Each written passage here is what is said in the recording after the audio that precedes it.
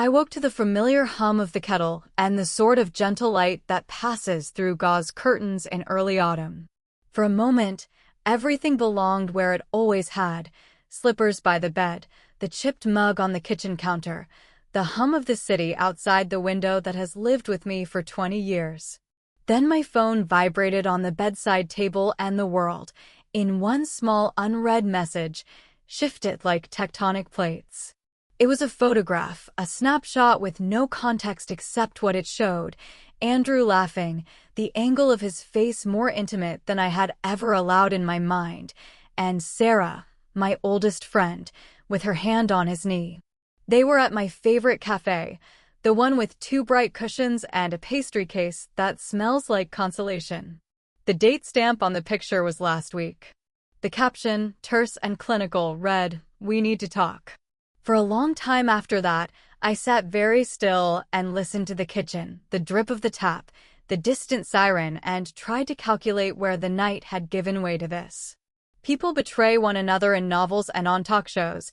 Betrayals are made of cheap metaphors and dramatic music. But betrayal in real life arrives without music. It arrives as a small, precise knife. It bruises the present and stains the past. We were that comfortable kind of couple that people assume will outlast storms, routines mapped out like a shared calendar, small jokes that only we laughed at, vacations where we took turns planning surprise detours. Sarah had been my friend since university. She knew the contours of my mother's illness, the exact string of words that would make me cry, the tone Andrew used to sing his voicemail greetings. They had both seen me unpack my vulnerabilities like fragile boxes. I never imagined one of them would hand my heart back to me in pieces. I dressed without thinking, not caring if my hair lay flat. I left the kettle and walked to the cafe because that's what the photograph demanded, not explanation, but confrontation.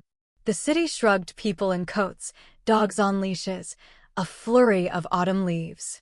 At the door of the cafe, I found them, the ease of 2 people who'd rehearsed intimacy until it felt accidental.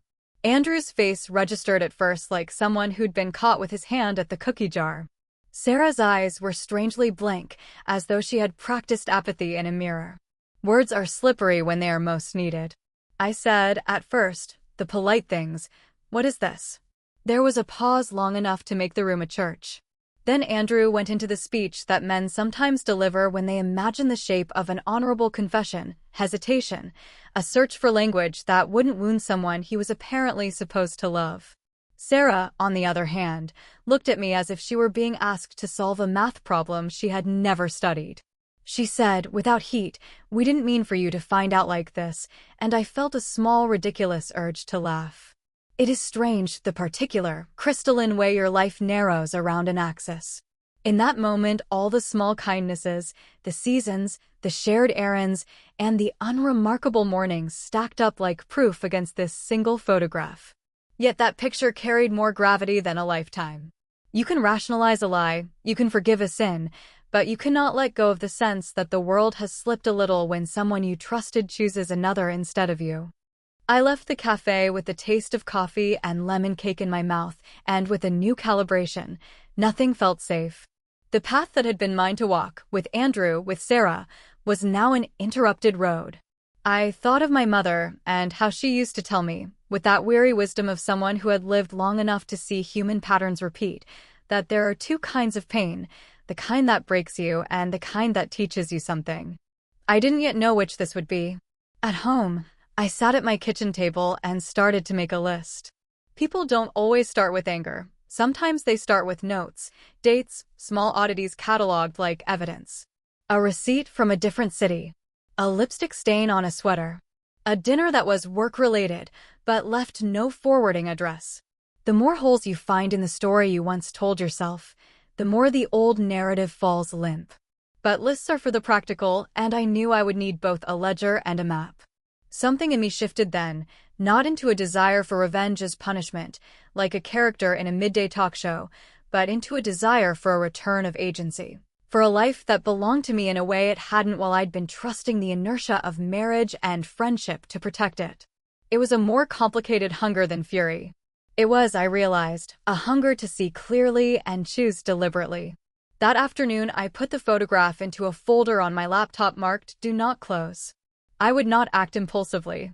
The person who had always been careful, who had balanced budgets and planned holidays and corrected other people's timelines with a quiet hand, would not be the person to throw a fit that would allow them to call me hysterical. I would be methodical. I would learn. I would keep my dignity. But the first night I slept on a couch in the sitting room, alone for the first time in years, and I dreamed of an old house in which doors clicked and voices echoed down empty halls. Waking up, the dream and the message felt the same. The architecture of my life had changed, and perhaps the only way forward was to become an architect again. In the weeks after the photograph, life fell into a peculiar choreography. We performed civility while we recalibrated. Andrew would kiss my cheek in public, as if that small gesture could smooth over the fissure. Sarah would text occasionally about trivial things, recipes, a note about a mutual friend's birthday, like someone practicing normalcy until it sounded convincing. I learned quickly that betrayal doesn't always explode into melodrama. Often, it dissolves into the long, slow abrasion of daily life. At work, I kept my head down. I am an editor, which means my job is to search for truth in sentences and coax meaning from muddled drafts. It suited me well, attention to detail, patience for long processes. Here, I could be professional, efficient, not the person who stumbled through thoughts with a face that broadcast everything. I used spreadsheets to track oddities, business trips Andrew never mentioned, receipts with unfamiliar locations, the precise times he claimed to be in the office. It felt ignoble, like detective work beneath my education, but it was also, truth be told, a way to feel the floor beneath my feet. We attempted conversations that oscillated between accusation and bargaining. Andrew wanted to make everything a negotiation. "We can go to counseling," he said. "We can take a break." His voice held the tone of someone offering alternatives to a problem he felt vaguely guilty about but not wholly responsible for. Sarah tried a different tack: silence, then rationalization. "It meant more than I thought," she told me once, as if meaning could be measured in cups and teaspoons. Both answers were inadequate to the violation. The social circles rearranged themselves with the slow cruelty of tides. Mutual friends began to take sides quietly. The ones who had been indecisive peeled away. At a neighborhood dinner, a woman I'd known for years asked after Andrew's work. Her eyes flicked at me briefly, as if searching for the correct expression to wear in this new geography. Little courtesies emerged: "I didn't know," or "We didn't see it coming." I began to understand that in the theater of community, people prefer clear narratives: the villain, the injured, the shocked. They dislike being complicit in ambiguity. I found myself alternating between wanting to shout and wanting to disappear. There is a particular, sharp loneliness to grief caused by betrayal. It is not like mourning a death, where friends can speak in measured sympathies. Betrayal implies blame, and blame makes many people uncomfortable. I became skilled at managing other people's discomfort even as my own expanded. Practicalities accumulated. Who would take the dog for long walks on Saturday? How would we divide the bank accounts? Andrew insisted everything could stay the same for now, he said, a pause heavy with possibility. I did not want to make precipitate choices. But I also did not want inertia to be equivalent to consent.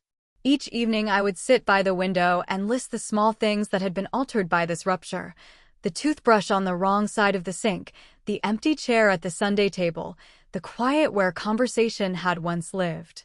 One night, alone, I found an email I hadn't seen, hidden behind a thread of messages on Andrew's laptop that he'd left open. It wasn't salacious. No spicy declarations, no explicit arrangements. But it was intimate in the way that makes betrayal resolve: references to plans, shared jokes I'd never heard, the language of two people carving out a private world. I felt foolish, had I been blind, and then, oddly, relieved that the fog had a shape I could name. I did not explode at that moment. Instead, I printed the emails, stacked them with the photograph, and labeled the pile "Timeline." The act of naming made it less like a bruise and more like data. I began to construct a chronology: late-night messages, meetings in cafes during hours I'd been told he was traveling, photographs that suggested more than coincidence. There was cruelty in the ordinary things people said to me.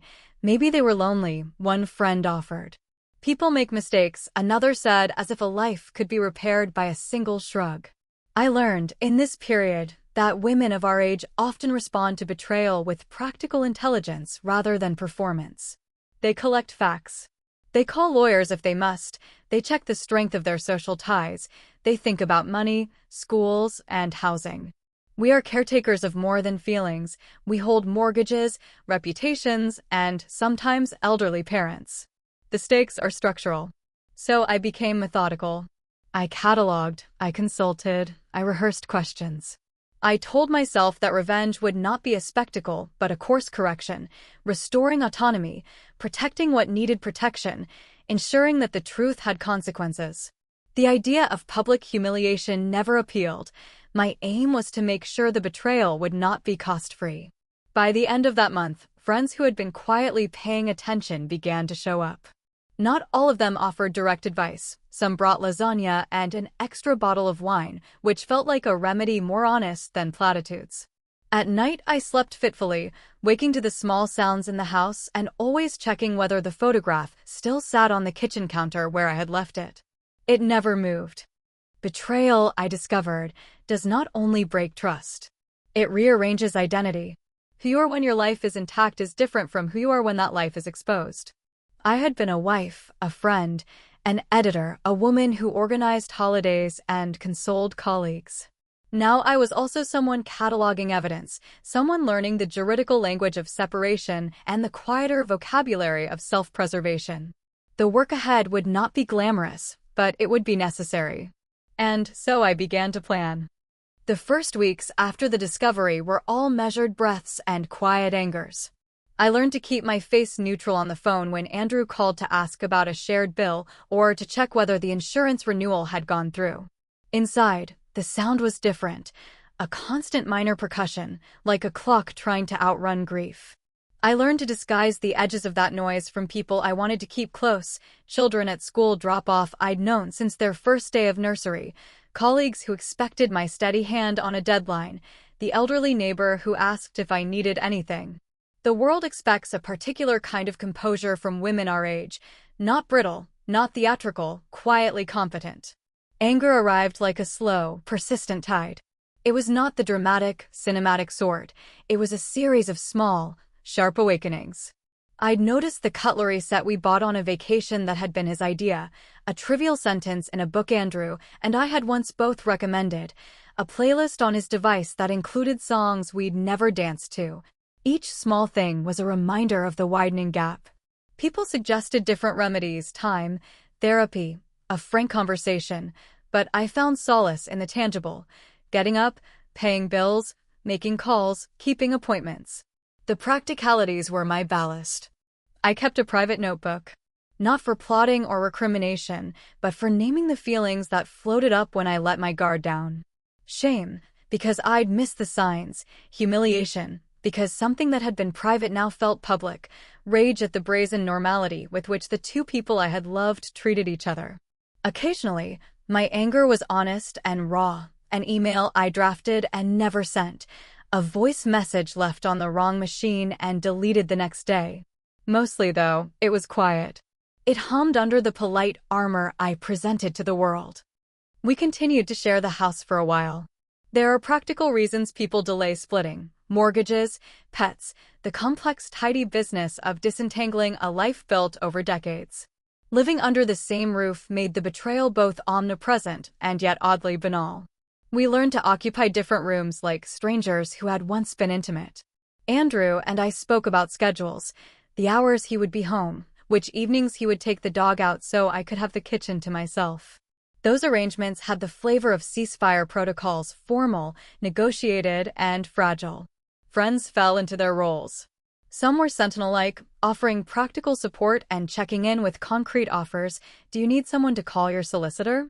Others were softer, bringing casseroles and sitting on the couch while I explained the chronology again, as if repetition might make the facts settle like fine dust. A few disappeared, unable to inhabit the moral complexity of the situation. That absence in itself was a kind of revelation. It showed me how many of the alliances were based on convenience. My closest friend, Eve, whose marriage had survived a decade of economic strain and infidelity of a different sort, sat with me one evening and said something that clarified the horizon. You can spend your life trying to punish them, or you can spend it rebuilding the thing that was yours before they dissolved it, she said.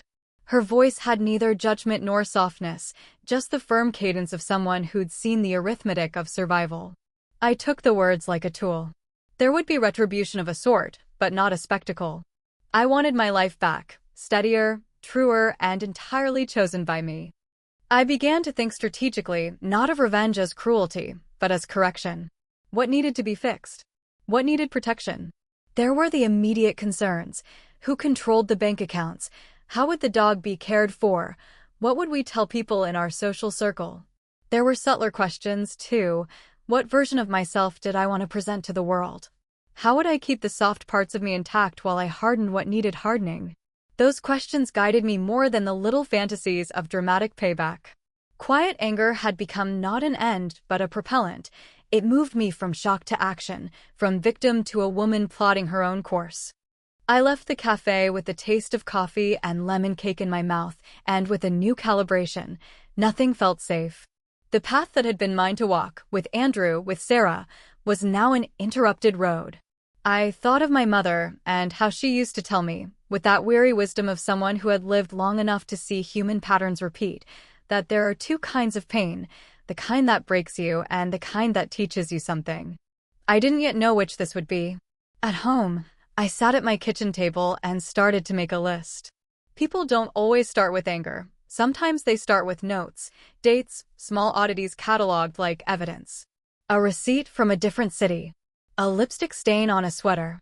A dinner that was work-related, but left no forwarding address. The more holes you find in the story you once told yourself, the more the old narrative falls limp. But lists are for the practical, and I knew I would need both a ledger and a map. Something in me shifted then, not into a desire for revenge as punishment, like a character in a midday talk show, but into a desire for a return of agency. For a life that belonged to me in a way it hadn't while I'd been trusting the inertia of marriage and friendship to protect it. It was a more complicated hunger than fury. It was, I realized, a hunger to see clearly and choose deliberately. That afternoon, I put the photograph into a folder on my laptop marked "Do Not Close." I would not act impulsively. The person who had always been careful, who had balanced budgets and planned holidays and corrected other people's timelines with a quiet hand, would not be the person to throw a fit that would allow them to call me hysterical. I would be methodical. I would learn. I would keep my dignity. At work, I flung myself into editing a painful manuscript about a marriage that had unraveled. The author's distance from my situation allowed me to be both rigorous and compassionate. The job is an odd refuge. Shaping narratives for a living makes you aware of the architecture of stories, how small details can alter the reader's allegiance. I used that craft on myself. I reframed my story not as a tragedy of loss, but as an account of a woman reclaiming agency. One late afternoon, Eve and I sat on a bench near the river, and she told me a story of her own that I had not known, how she had once been left with a toddler and a sinking business and rebuilt a life that eventually surprised her. Her tone was matter-of-fact. There was no romanticizing of suffering, only a clear-headed faith in the capacity to endure and to create. Hearing that story changed the emotional weather for me. Instead of a landscape of ruins, I began to see potential building sites. The confidant's role can be deceptively radical. In sitting with me, in helping me sort the practical from the performative, Eve created a mirror that reflected not only the damage, but also the resources I had. That reflection was critical. Betrayal had an economy. It cost me trust and took up space in my life. But it also liberated something, an obligation I had let lapse until then, to make choices that were unapologetically mine. Practicalities proliferated like paper snow. There were bank statements to reconcile, mortgage paperwork to sift through, and a dizzying assortment of joint accounts whose balances had to be understood. Betrayal is emotional first, administrative second, and the administrative part is often the one that decides what kind of future you will have. I met with a solicitor recommended by Eve, who spoke plainly about asset division and the practical levers that could be applied without grandstanding. "You don't need theatrics," she said. "You need clarity and good timing." We made lists again, this time less about feelings and more about exposures. The subscriptions charged on a card I didn't recognize, a transfer that hinted at someone setting up a parallel life. The more I cataloged, the clearer the picture. It was humbling to realize how much of our life together had been managed by habit rather than by agreement. We had autopilot systems, the sort of choreography that appears in any long-term relationship. Who buys groceries, who sorts the washing, who speaks to the school about reports. He had been a partner in those things. Now they were transactions to be renegotiated. There were social costs, too. Invitations that once came as a pair would now assume one or the other. People in our circle whispered, or simply stopped inviting one of us.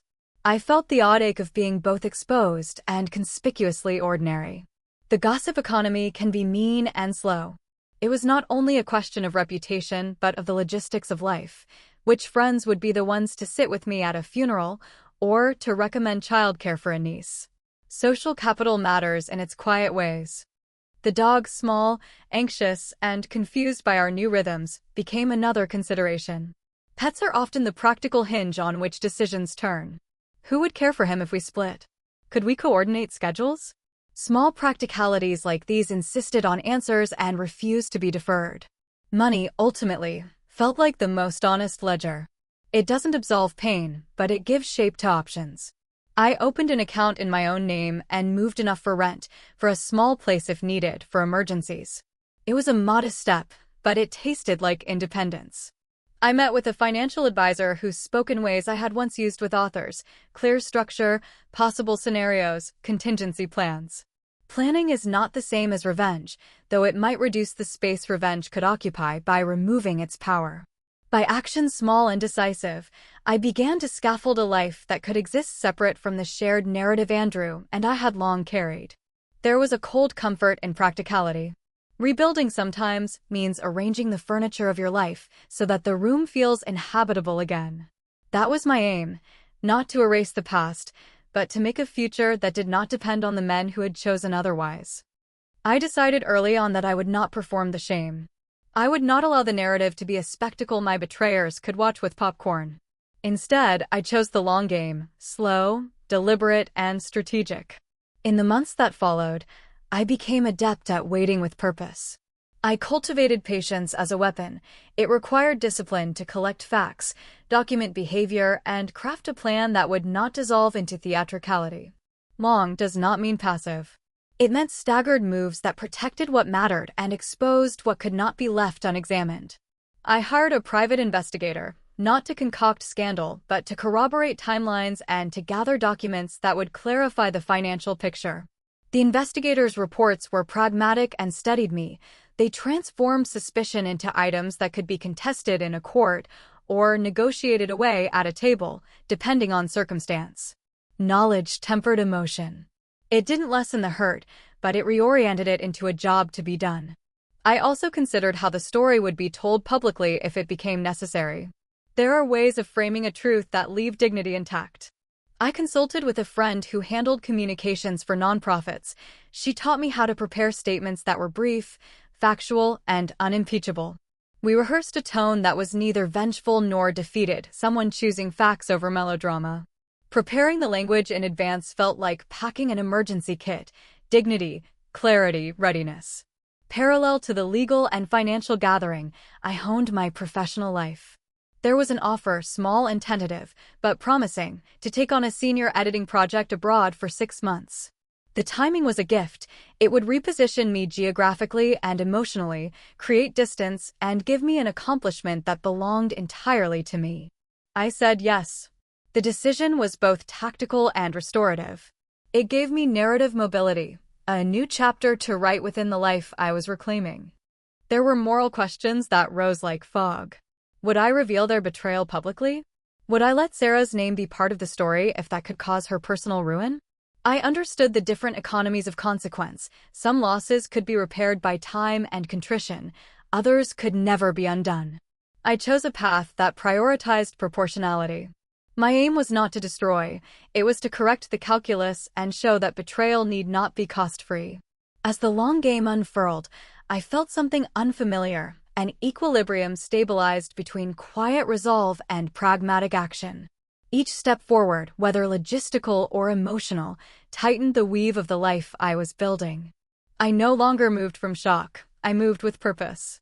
It was not vindictive. It was necessary. The long game, for me, was redemption of agency, slow, irrevocable, and ultimately self-respecting. I loathe the phrase small saboteur because it sounds theatrical, but there is a method to quiet correction. My moves were never petty for pettiness's sake. They were calibrated interventions intended to make the truth matter in the everyday lives of the people who had made the choice that appended mine.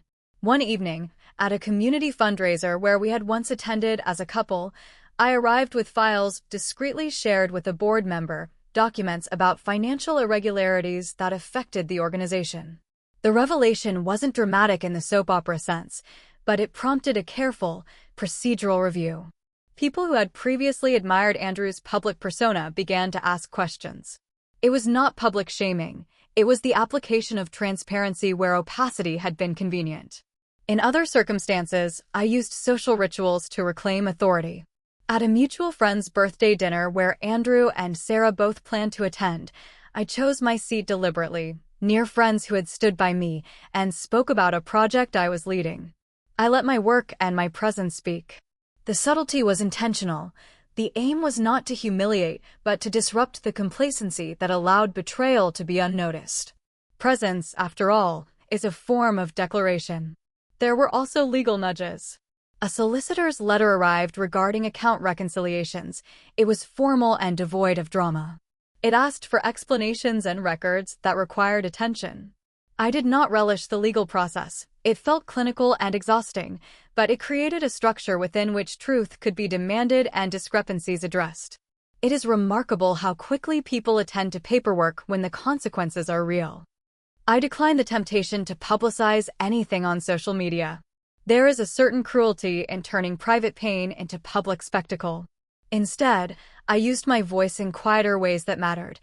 A note of concern to a mutual colleague implicating an ethical issue, a suggestion to a charity about governance where Andrew had been a visible member. Each act nudged the axis of consequence a millimeter at a time until the cumulative effect became undeniable. There were personal strategies too. I reasserted the domestic boundaries that had been blurred. The dog's vet visits were scheduled with my name on the forms. My name was on the utilities. Every small administrative thing I took control of was reclamation of my life's rhythms. It was slow, sometimes tedious work, but it was also deeply restorative. These moves were not about watching someone fall. They were about making sure decisions had outcomes proportionate to their moral weight. I wanted to ensure that betrayal carried cost, not vindictive ruination, but the clear consequence that choices have. Each small intervention was a lesson in measured resilience, that dignity could be held, and fairness could be pursued, without descending into vindictive spectacle. The cumulative effect of small, steady actions is often invisible until a week arrives when everything has shifted. That week came in late spring. An audit at a community fund where Andrew had been a trustee found discrepancies that demanded remediation. A colleague of his, someone who had once been friendly at neighborhood gatherings, called to ask questions that felt like investigation. Invitations withdrew themselves. People who had treated me gingerly began to call with offers that were sincere. The wheel had turned.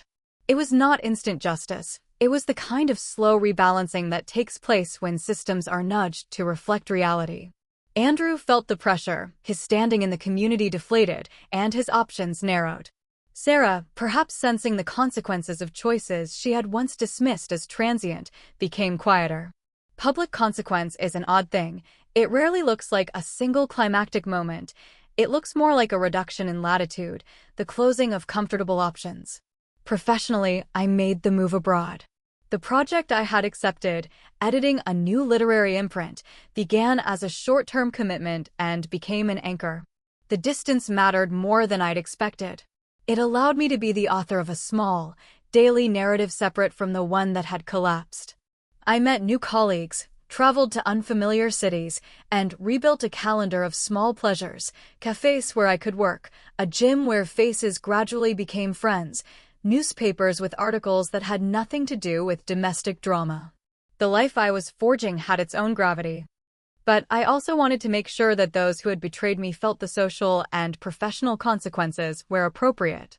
A discreet conversation with a program director prompted a professional review of Andrew's role on a committee.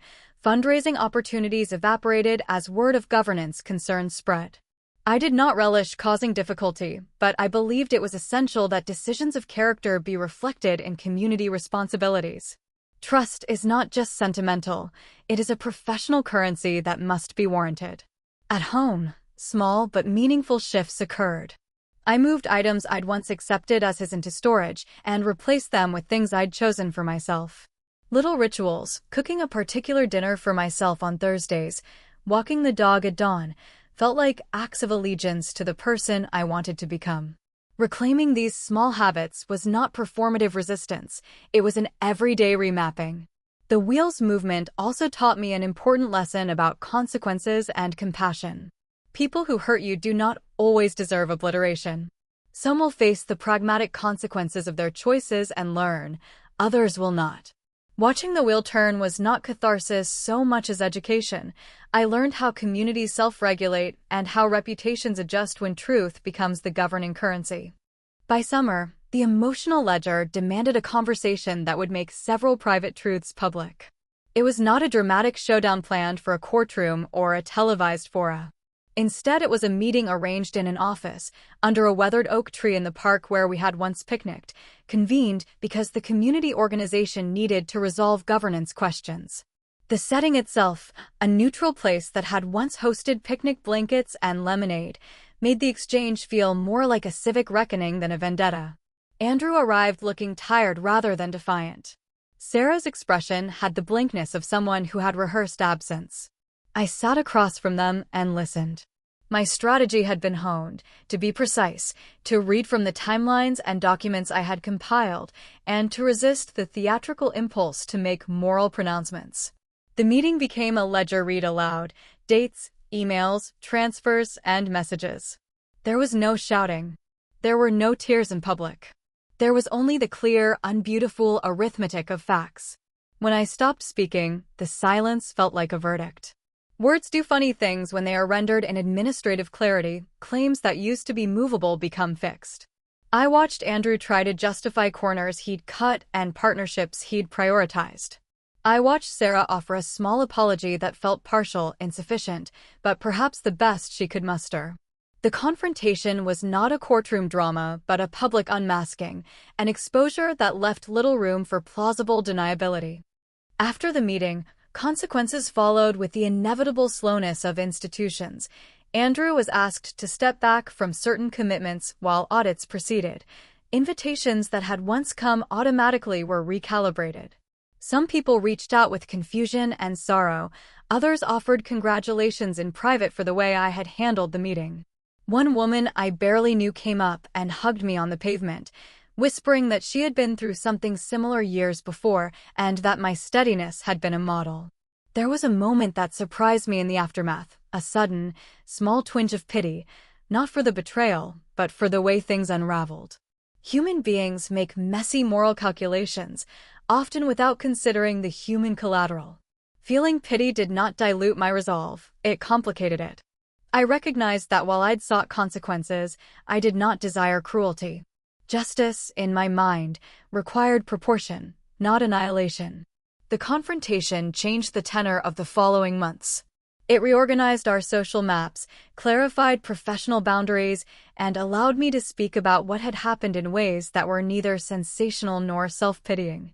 The clean listing of facts had been my weapon and also my deliverance.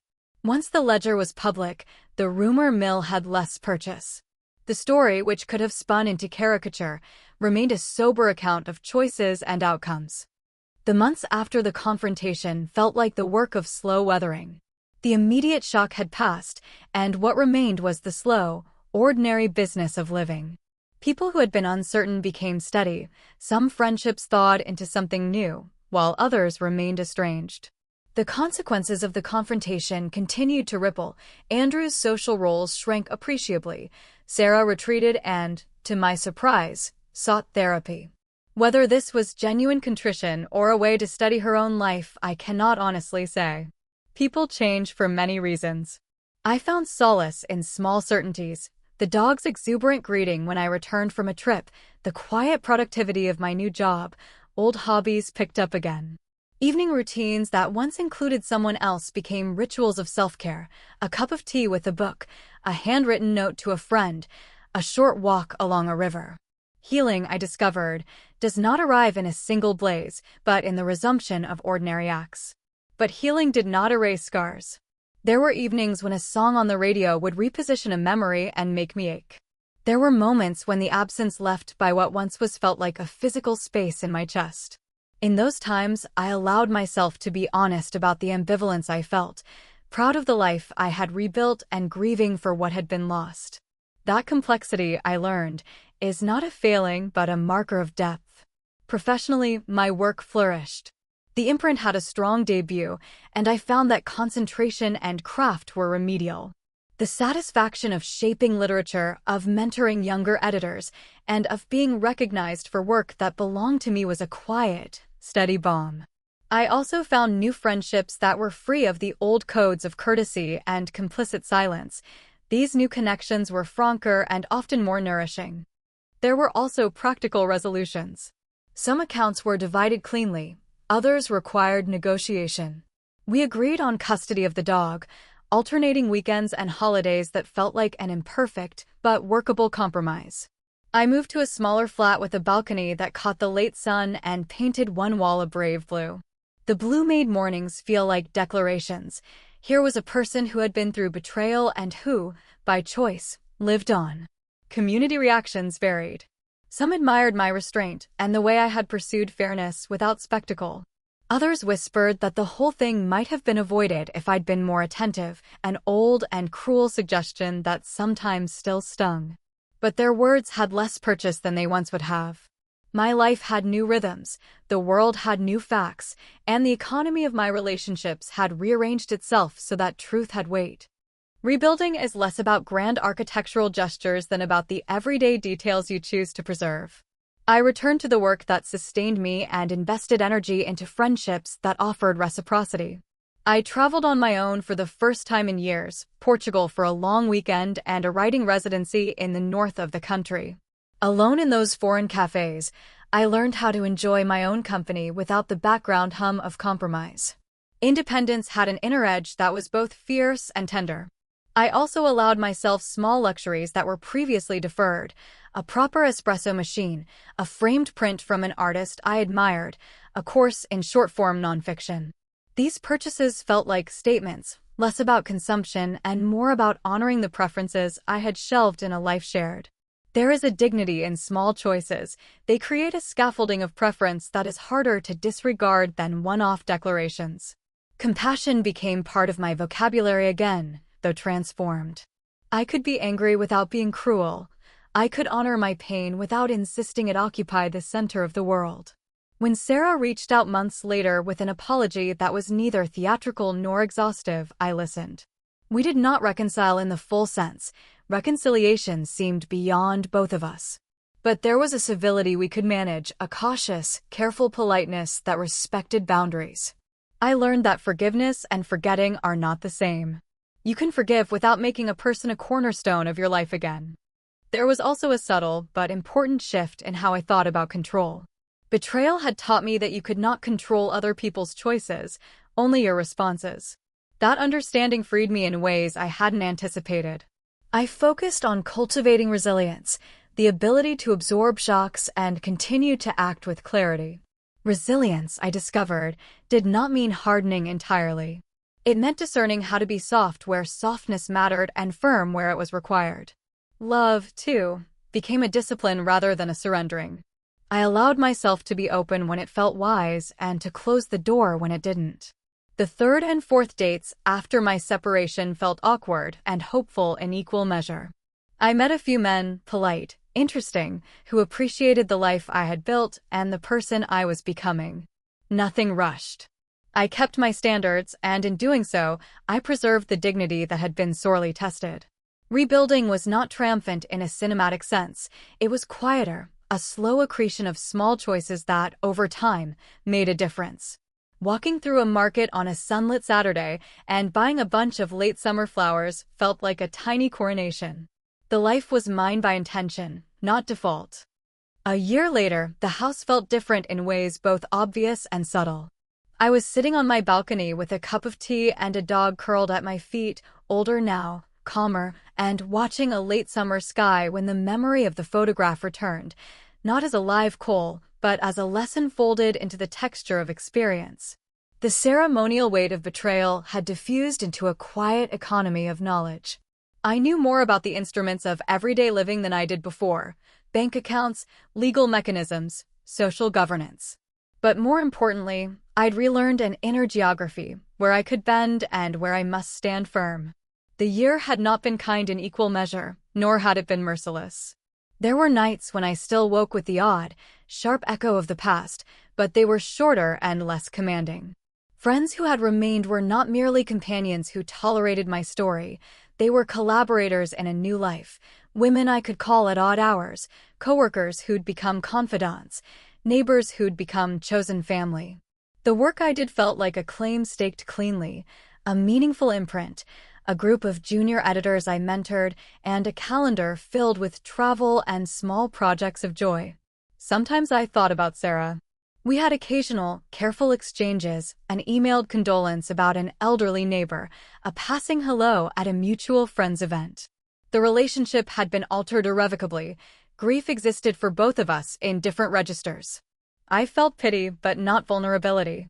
There was room in my heart for complexity, the knowledge that people do harm, and the capacity to grieve that alongside the satisfaction of having maintained my dignity. There were tangible consequences for Andrew. He had retreated from some public roles and had to reconstruct a professional life with fewer automatic endorsements. I did not feel triumph so much as a sober recognition that decisions have results. He was not a monster. He was someone who had made a choice that cost him trust and standing. Observing that outcome without glee allowed me to keep my moral center. The year also taught me the curious virtue of patience. I had once wanted to move mountains quickly, to convert pain into a neat arc of retribution. Instead, I had learned that small, steady acts accumulate into structural change. Moving my name onto key accounts, taking on a project abroad, refusing to be drawn into public spectacle, all of these felt less like vengeance and more like architecture. I had constructed a life with plan and intention. Most importantly, I had cultivated an ethic of self-care that was not self-indulgent. It was practical, getting enough sleep, tending to friendships, building financial safety nets, and saying no to demands that meant emotional overextension. Those are not glamorous acts, but they're the ones that preserve dignity over time.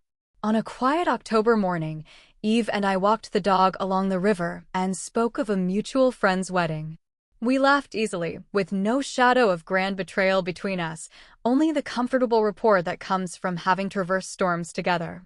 I felt, in that laughter, the full measure of what had been reclaimed, not just a life free from deception, but a life restored to the terms I would choose. Betrayal changes you. It subtracts and it teaches.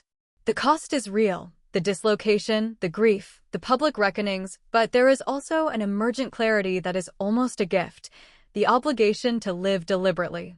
Revenge had been considered and then translated into pragmatic consequence, not for spectacle but for restoration. In the end, what mattered was not how loudly I had answered wrongdoing, but how faithfully I had rebuilt what was mine to protect my choices, my dignity, and the small, steady joys that make up a life. The photograph that began it all lives now in a folder labeled in my computer's archive as lessons. I glance at it sometimes the way you examine a scar, a reminder that the skin once broke and healed, that the mark is part of the map. Around it are other files, contracts, a travel itinerary, photographs from a residency in a coastal town where I learned to walk the cliffs alone. The archive narrates 1 year, a contraction into pain, and then, slowly, the expansion back into a life that was not merely returned, but newly chosen.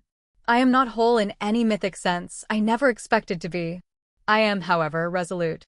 My days are filled with work that matters, friendships that hold, and small rituals that anchor me. If revenge had been a promise of satisfaction, it would have been an illusion. The real victory was quieter, reclaiming agency, choosing compassion when possible, and refusing to let someone else's negligence define the contours of my life. In that reclamation, I found a steady kind of peace.